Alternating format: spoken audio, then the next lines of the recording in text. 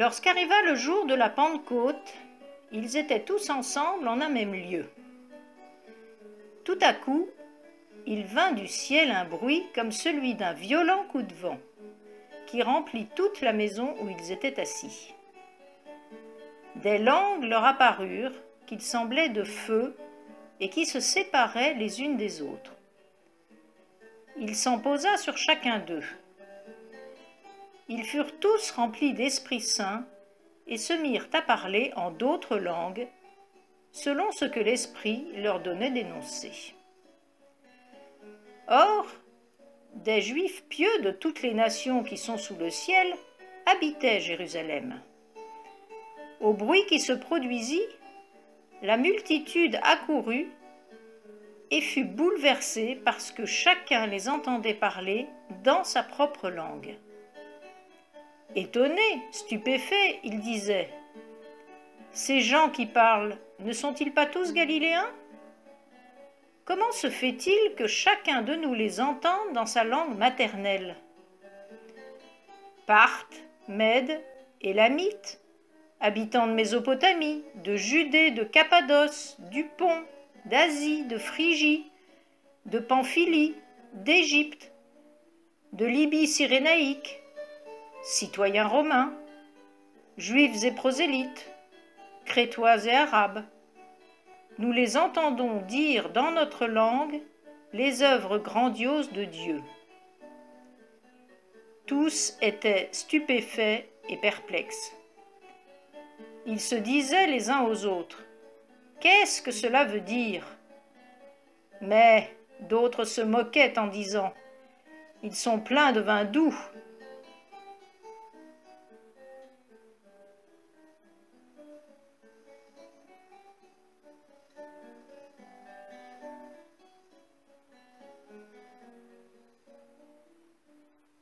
La grâce et la paix vous sont données de la part de Dieu notre Père et de Jésus-Christ, notre frère et notre Seigneur. Oui, c'est vrai, c'est une réalité objective pour chacun de nous. Vivre avec Dieu transforme nos vies. Nous pouvons connaître le Père parce que Jésus est venu l'annoncer, le désigner, témoigner de son amour et de son pardon. Mais c'est grâce à l'Esprit Saint que ces paroles prononcées par un Galiléen il y a près de 2000 ans résonnent aujourd'hui dans nos cœurs. Jésus le Christ nous a demandé de nous tourner les uns vers les autres, de nous aimer les uns les autres de cet amour qui s'accomplit dans le service. Mais c'est l'Esprit Saint qui permet à la communion de vivre malgré tous les obstacles. Nous sommes ensemble même lorsque nous sommes séparés. L'Esprit est celui qui nous lie et qui nous relie. Gloire soit au Dieu 3 fois saint. Bienvenue à tous en ce jour de Pentecôte. C'est ensemble que nous voulons nous réjouir. C'est ensemble que nous voulons proclamer que notre vie est relevée, transformée par l'action de l'Esprit en chacun de nous. L'Esprit, le souffle, le vent, c'est le même mot en grec et en hébreu, les langues bibliques. L'Esprit nous appelle et nous conduit. Loué soit-il. C'est avec joie et reconnaissance que nous pouvons louer le Seigneur. Loué sois-tu, Esprit créateur. Par toi, toutes choses sont faites nouvelles. Par toi, les hommes prophétisent. Par toi, les disciples deviennent apôtres. Loué sois-tu, Esprit de vérité. Par toi, nous voyons la lumière. Par toi, nous comprenons la parole. Par toi, nous apprenons à prier. Loué sois-tu, Esprit de sainteté. Tu rends témoignage en nous. Tu intercèdes en nous, tu nous assistes et tu nous guéris. Loué sois-tu, esprit de force et de puissance, esprit de flamme et de feu, esprit de sagesse et d'espérance. Loué sois-tu, Saint-Esprit, Esprit de Dieu. Amen. Avant d'ouvrir nos Bibles et de lire ces paroles, nous avons besoin de Dieu, nous avons besoin de son Esprit pour que ces paroles écrites il y a si longtemps fasse sens dans notre vie, que l'Esprit puisse nous éclairer. Nous prions. Esprit de lumière et de vérité, éclaire pour nous la parole que nous allons entendre. Conduis-nous dans la vérité. Esprit de sainteté, prends place en nos cœurs et en nos pensées. Rends-nous attentifs à ta volonté. Esprit d'amour, de joie et de paix, brille en nous comme une flamme que rien ne puisse éteindre. Amen. Or, il y avait parmi les pharisiens un chef des Juifs du nom de Nicodème. Celui-ci vint trouver Jésus de nuit et lui dit, « Rabbi, nous savons que tu es un maître venu de la part de Dieu, car personne ne peut produire les signes que toi, tu produis, si Dieu n'est pas avec toi. » Jésus lui répondit, « Amen, Amen, je te le dis, si quelqu'un ne naît pas de nouveau, il ne peut voir le règne de Dieu. » Nicodème lui demanda, « Comment un homme peut-il naître quand il est vieux? Peut-il entrer une seconde fois dans le ventre de sa mère pour naître? » Jésus lui répondit, « Amen, Amen, je te le dis, si quelqu'un ne naît pas d'eau et d'esprit, il ne peut entrer dans le royaume de Dieu. Ce qui est né de la chair est chair, et ce qui est né de l'esprit est esprit. Ne t'étonne pas que je t'ai dit, il faut que vous naissiez de nouveau d'en haut. Le vent souffle où il veut, tu l'entends, mais tu ne sais pas d'où il vient ni où il va. Il en est ainsi de quiconque est né de l'esprit. » Frères et sœurs, j'ai une grande bonne nouvelle pour vous. Le Saint-Esprit n'est pas confiné. Il n'a jamais été confiné et il ne le sera jamais. Il ne véhicule qu'un seul virus, celui qu'on appelle la foi. Et c'est un virus très particulier, il est parfois extrêmement contagieux. En particulier aux alentours des années 30 à Jérusalem, il a contaminé un nombre considérable de personnes. Certes, il a été facile de retrouver le contaminé zéro, ou plutôt les contaminés zéro. Je dis contaminés parce qu'ils n'ont pas été malades, bien qu'au départ, certains aient eu des doutes. Au contraire, ce virus transforme la vie des gens en la rendant meilleure. Il permet une meilleure communication entre les êtres, une meilleure solidarité. Au fond, il faudrait que tous l'attrapent pour que l'humanité soit immunisée contre le doute, le désespoir et la haine. Du coup, ce serait plutôt un vaccin qu'il transporte, cet Esprit Saint. Et ça, c'est une excellente nouvelle, parce qu'aujourd'hui encore, nous ne sommes pas libres de nos mouvements comme nous l'étions avant, et nous serons amenés à nous plier à des contraintes sans doute encore quelque temps, voire longtemps. Aujourd'hui, nous pouvons sortir, mais pas aller où nous le voulons. Nous pouvons revoir nos amis, mais en prenant des précautions. Bref, le déconfinement est tout sauf la liberté. Alors, savoir que l'esprit circule librement, c'est savoir qu'en effet, ce que je vous dis depuis le début du confinement est vrai, je vous le disais d'ailleurs avant, l'esprit nous lie, il nous relie, il nous permet de vivre la communion malgré la distance physique. Il a une autre caractéristique, cet Esprit Saint. Il ne se laisse pas enfermer, ni dans des laboratoires, ni dans des dogmes. Oh, les humains ont bien essayé, et cela dès le début. On a pensé qu'il était réservé aux seuls juifs, mais il est littéralement tombé sur des païens.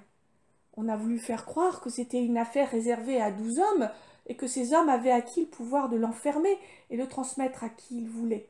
Il suffit de lire la Bible pour se rendre compte que c'est faux. Il suffit de l'avoir senti souffler en nous pour savoir que c'est absurde.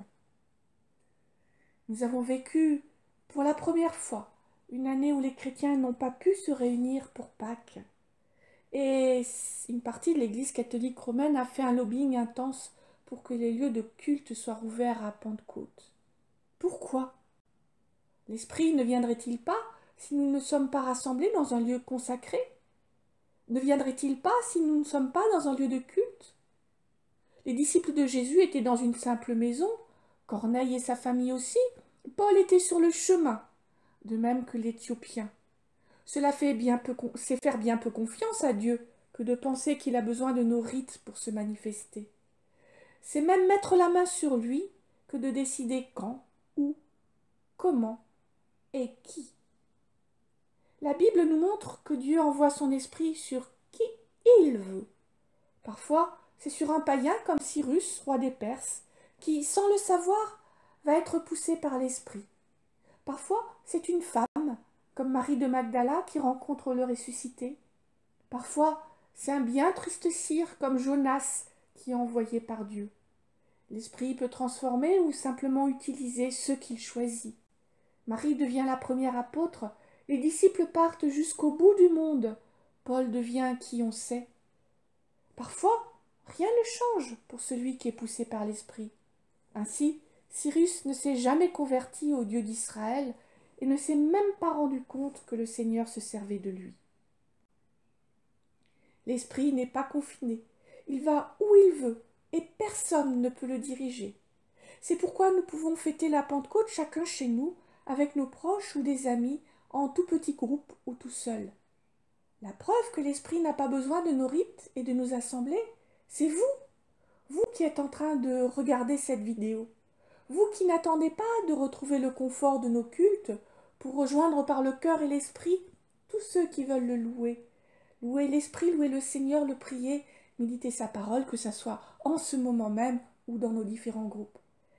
C'est vous aussi qui ne venez jamais au culte, mais que l'esprit a poussé à allumer votre tablette, votre ordinateur, votre téléphone ou votre télévision pour vous connecter. Vous qui ne pouvez jamais vous déplacer, vous qui travaillez le dimanche, vous êtes là, vous entendez mes paroles. Nous sommes bien sûr techniquement tous connectés par Internet, mais en réalité, c'est grâce à l'Esprit Saint que nous sommes en communion. À l'inverse, nous pourrions être ensemble sans faire communion, sans être une véritable communauté. Le risque existe, il est attesté par au moins 2 écrits du Nouveau Testament. La lettre de Jacques, qui décrit une situation où ceux qui ont du prestige sont bien accueillis et les pauvres, eux, sont relégués au fond avec mépris. Et puis, la première lettre aux Corinthiens, où Paul répond à un dysfonctionnement grave de l'église de Corinthe, où on a l'habitude de prendre des repas n'importe comment, les riches empiffrant et les pauvres ayant faim, tout cela au moment du partage du repas du Seigneur.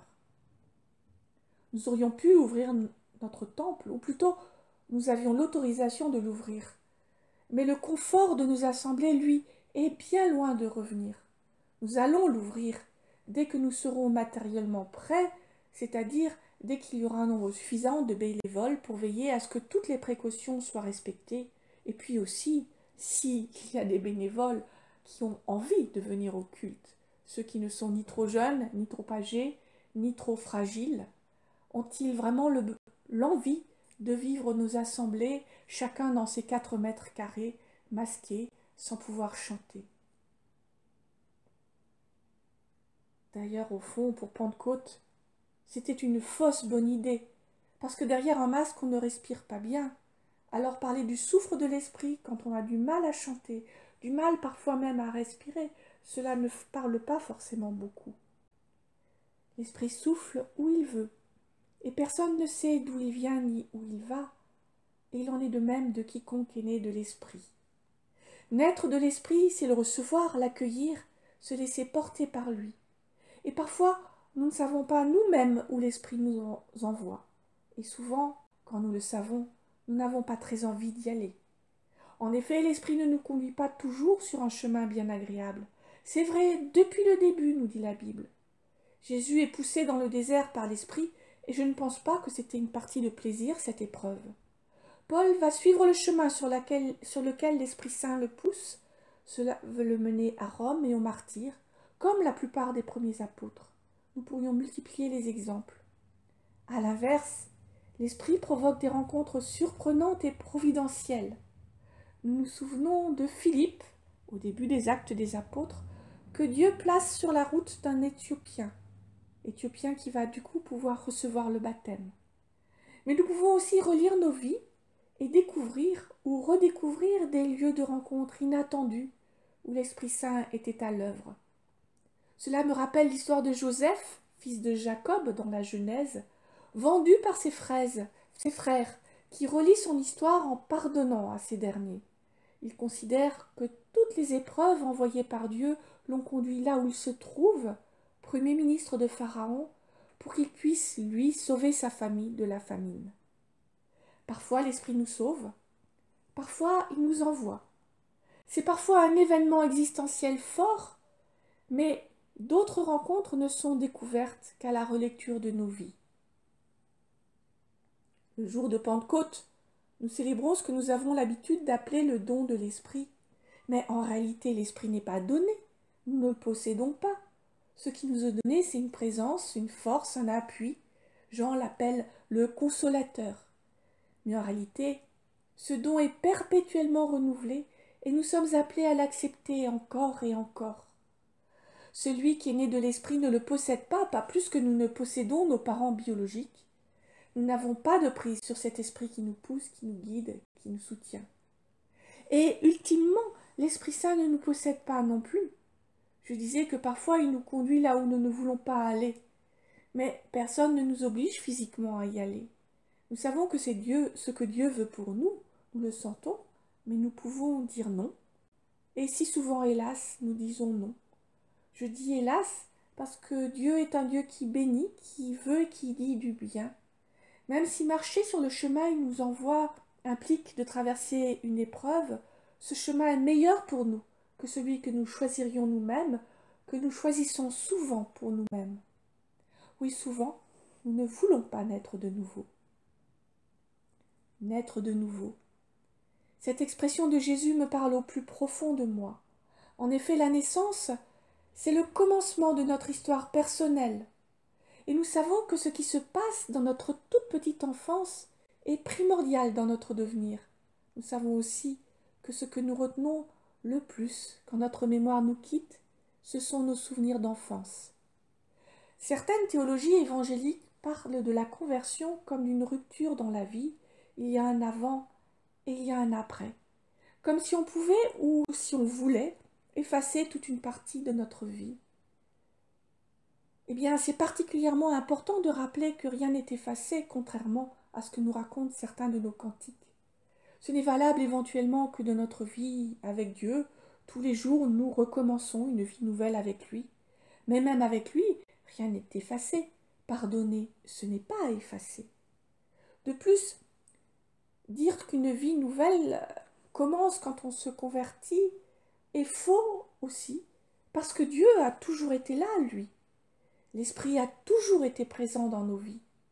Se rendre compte de sa présence est un bien inestimable pour l'avenir. Nous savons désormais que nous ne sommes pas seuls, mais l'irruption de la foi permet de relire sa vie et de découvrir tous les moments où l'Esprit s'est manifesté de manière particulièrement forte, alors même que nous n'en étions pas conscients. L'expression « naître de nouveau » ne signifie pas, comme le croyait Nicodème, qu'il faille retourner dans le ventre de sa mère, mais elle renvoie à quelque chose qui s'est passé le jour de notre naissance. Nous avons trouvé le souffle de vie, le souffle biologique, et l'Esprit nous a donné son souffle d'amour. D'ailleurs, parfois on le reçoit dès le commencement en le reconnaissant comme tel. C'est le cas de toutes les personnes qui disent « Moi, j'ai toujours cru ». L'affirmation de Jésus nous renvoie à l'origine de notre histoire tout en nous tournant vers son accomplissement. Nous ne naissons pleinement que lorsque nous prenons conscience de cette présence à nos côtés et en nous. Lorsque nous acceptons de vivre de la confiance, confiance reçue et donnée, confiance partagée dans le témoignage croyant, confiance qui seule permet de vivre pleinement notre humanité. Amen.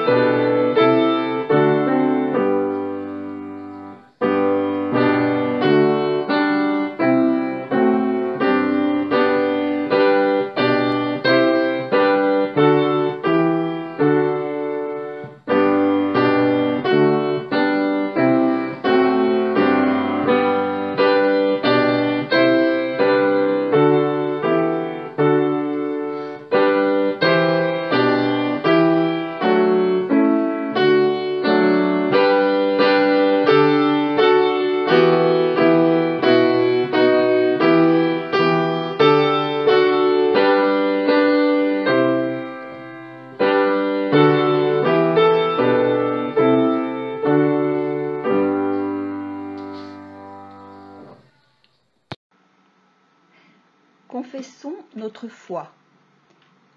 Je crois en Dieu. Dieu a créé toutes choses et c'est par sa volonté qu'elles subsistent. Dieu est amour. Il a envoyé son Fils unique dans le monde afin que nous ayons la vie par lui. Dieu est juste et fidèle pour nous pardonner nos péchés. Je crois en Jésus-Christ. La parole de Dieu a été faite chair. Elle a habité parmi nous et nous avons contemplé sa gloire. Jésus est la lumière du monde. Il est le chemin, la vérité et la vie. Il est le bon berger. Nous avons connu l'amour à ceux-ci qu'il a donné sa vie pour nous. Le Christ est ressuscité des morts. Il est le premier et le dernier, le vivant, au siècle des siècles. Je crois au Saint-Esprit. Dieu nous a donné son esprit. L'Esprit nous a fait naître d'en haut pour le royaume de Dieu. L'Esprit nous enseigne toutes choses et nous conduit dans toute la vérité. Amen.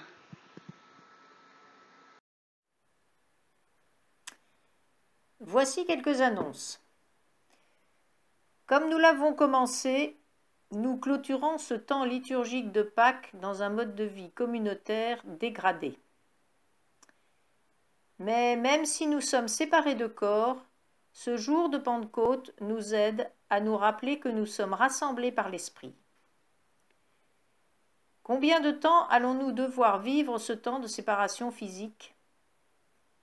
C'est la question qui dépasse totalement le domaine religieux et que nous entendons à longueur de journée aussi bien de la part des autorités que des citoyens. Nous avons donc entendu que les rassemblements religieux étaient maintenant autorisés sous conditions sanitaires strictes. La présidente du Conseil national de notre Église, Emmanuelle Sebolt, nous invite à réfléchir sur l'opportunité de vouloir célébrer des cultes comme avant, alors qu'il faudra être éloignés les uns des autres, chanter masqués et ne pas partager la scène comme nous en avons l'habitude. C'est pourquoi le Conseil presbytéral réfléchit actuellement à l'organisation que nous devrions mettre en place. Nous pensons aussi contacter un certain nombre d'entre vous pour connaître votre avis. Chaque jour apporte son lot de nouvelles informations auxquelles nous restons très attentifs et nous vous en rendons compte régulièrement. En attendant, nous continuerons à utiliser le système de visioconférence pour les réunions de prière et la réunion biblique du mois de juin. La bonne nouvelle, c'est que notre paroisse a été bien épargnée par cette maladie, même si les conséquences psychiques sont beaucoup plus sournoises. Mais nous pouvons rendre grâce pour cela. Et c'est maintenant le moment de l'offrande.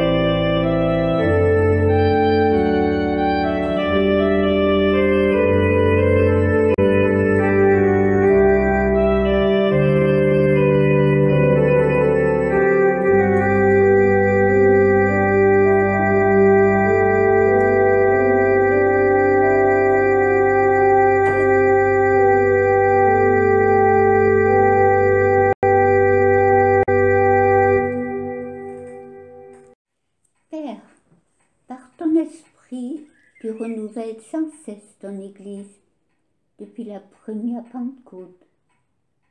Tu nous appelles à ton service. Par ton esprit, donne-nous le courage de confesser le nom de Jésus-Christ. Aide-nous à aimer nos frères et nos sœurs, à agir comme des prochains vis-à-vis d'eux, et leur faire part de ce que tu nous as donné. Donne-nous les mots qui les toucheront au cœur de leur vie, qui les renverront à l'origine de leur histoire. Que l'Évangile rayonne sur cette terre et que partout l'Esprit Saint suscite des ouvriers pour ton royaume. Envoie-nous, Seigneur, comme témoins en parole et en acte de la bonne nouvelle de ton amour révélé en Jésus-Christ. Jésus-Christ, notre Seigneur et notre frère, qui a guidé la prière des premiers disciples, tout comme il guide encore la nôtre, lui qui nous a appris à dire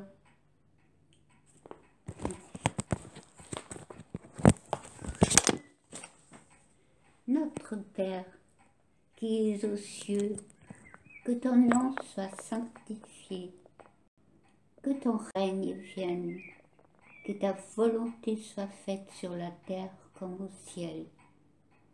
Donne-nous aujourd'hui notre pain de ce jour. Pardonne-nous nos offenses, comme nous pardonnons aussi à ceux qui nous ont offensés. Ne nous laisse pas entrer en tentation, mais délivre-nous du mal, car c'est à toi qu'appartiennent le règne, la puissance et la gloire au siècle des siècles. Amen. L'Esprit souffle où il veut. Tu l'entends, mais tu ne sais pas d'où il vient, ni où il va. Il en est ainsi de quiconque est né de l'Esprit. Que cette parole vous inspire, que son souffle vous emporte sur le chemin du royaume. Le Seigneur trois fois saint vous bénit et vous garde. Il tourne sa face vers vous et vous donne son amour, sa joie et sa paix. Amen.